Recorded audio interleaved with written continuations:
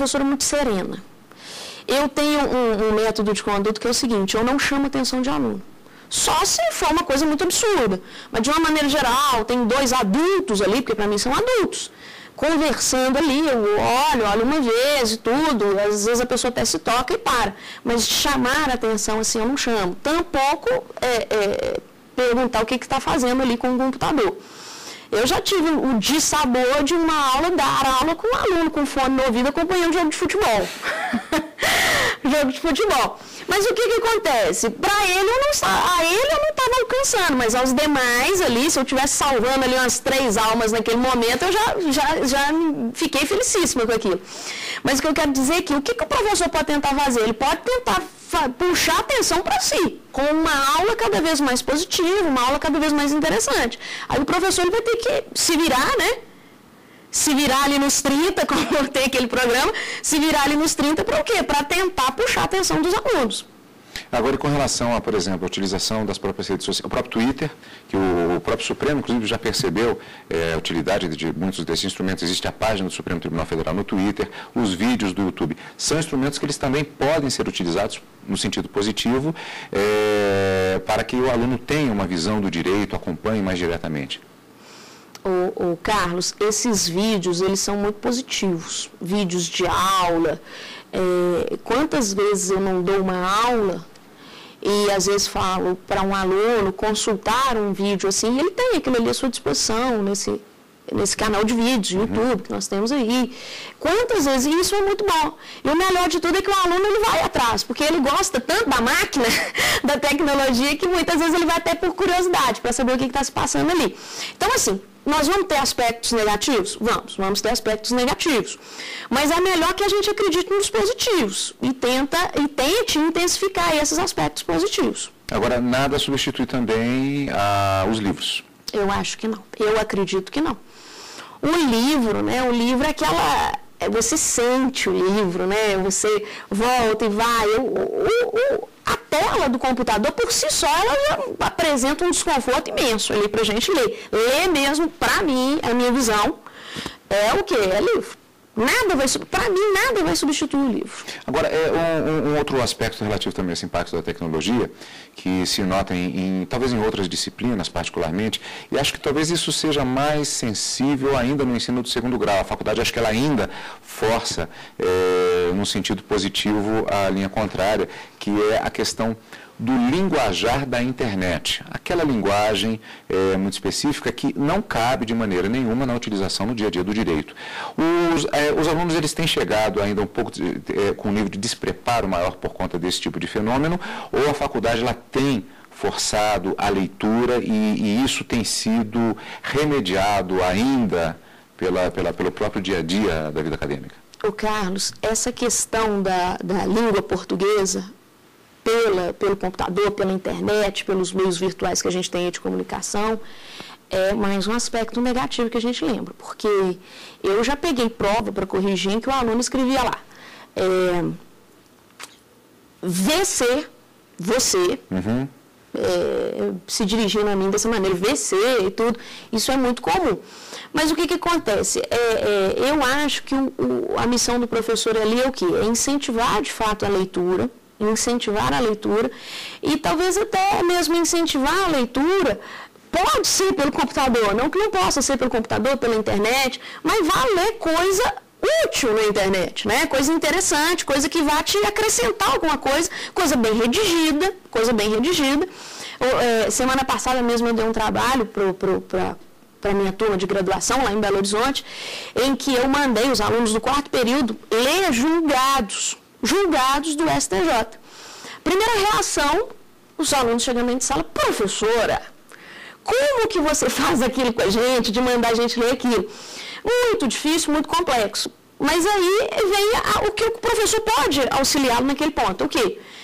Meu aluno, você vai encontrar dificuldades na leitura, mas no momento de começar a ler e se familiarizar com o próprio linguajar, com os termos do mundo jurídico, é na graduação, porque você forma usando o VC, o TD bem, tudo bem, né? O tudo abreviado, e depois você vai para frente de um magistrado falando dessa maneira, isso não vai dar. Então, o momento de lapidar o aluno ali é na graduação, sim, sem dúvida. Agora, por exemplo, às vezes o aluno se assusta quando vai lidar com determinadas matérias na graduação, às vezes ele pega um determinado doutrinador que todos sabem que é base para o entendimento, especificamente estamos falando do direito civil.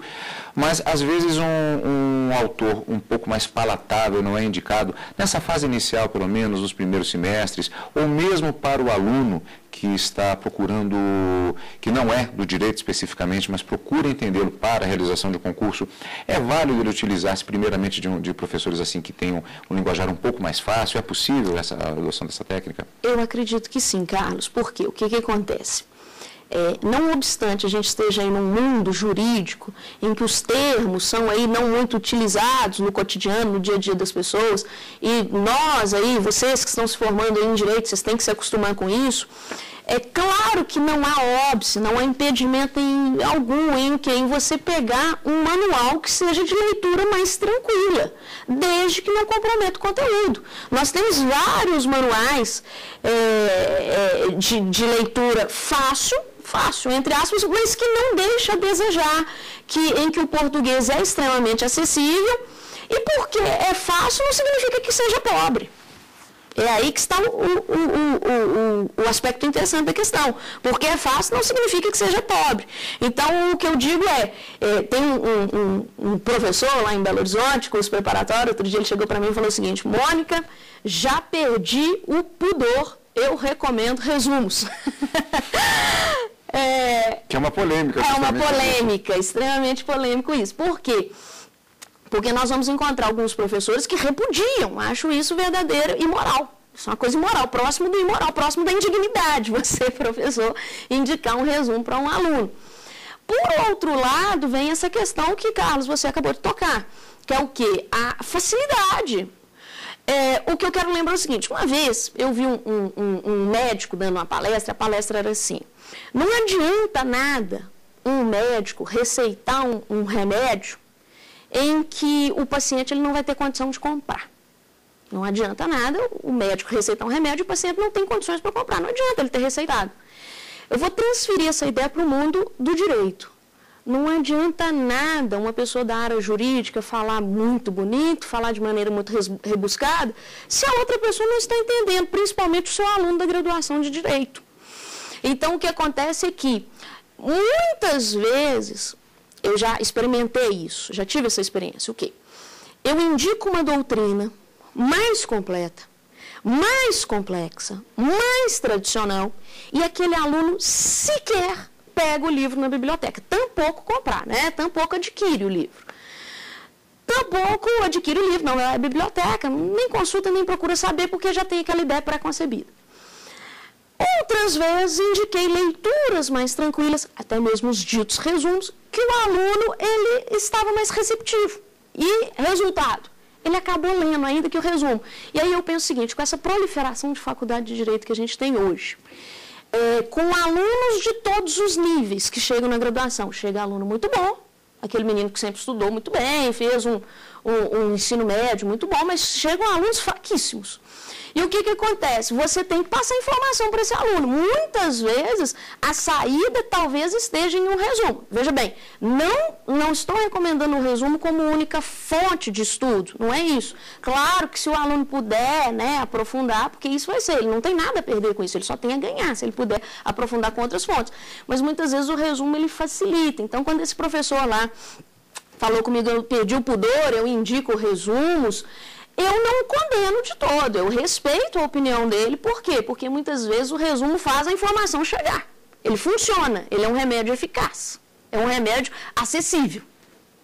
Está aqui, portanto, uma técnica que pode ser utilizada por você, estudante de direito, seja iniciado já na linguagem do direito ou seja ainda iniciante em relação a esse universo do mundo jurídico. Se você quiser participar do Saber Direito, você pode mandar a sua sugestão para saberdireito@stf.jus.br. Baixar e assistir os vídeos, www.tvjustiça, sem o cedilha, tudo junto, e também assistir os vídeos no www.youtube.com/saberdireitodebate. Tudo junto. Nós voltamos daqui a pouquinho, continuamos a nossa conversa com a professora Mônica Queiroz no terceiro e último bloco do nosso Saber Direito Debate de hoje, e que você só acompanha aqui na TV Justiça.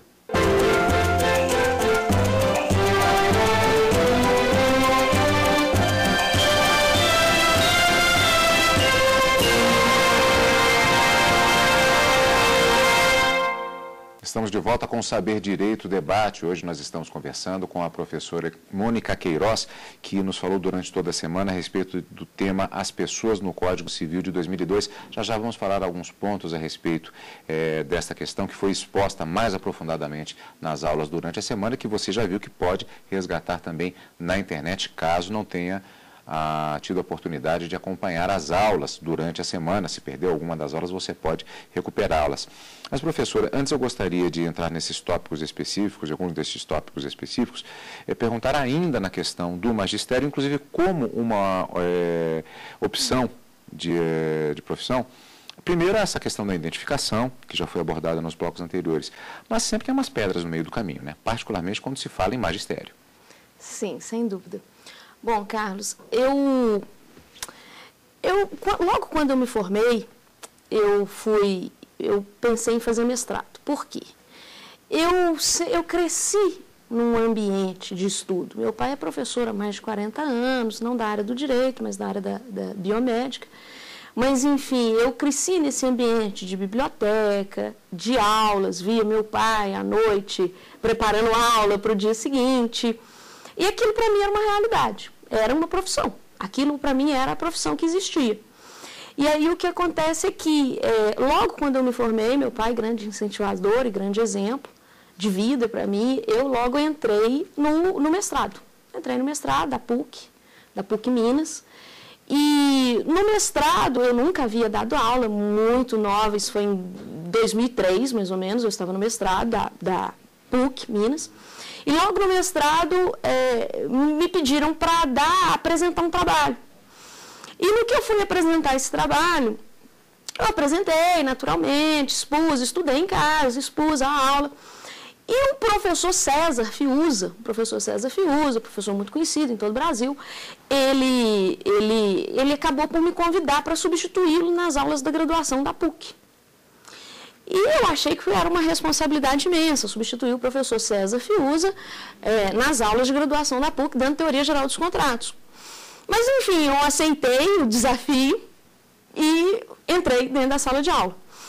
No que eu entrei dentro da sala de aula, eu fui, para o meu espanto, aquilo me realizou profundamente. Por quê? Porque eu sempre estudei muito, sempre fui uma aluna muito dedicada, muito estudiosa.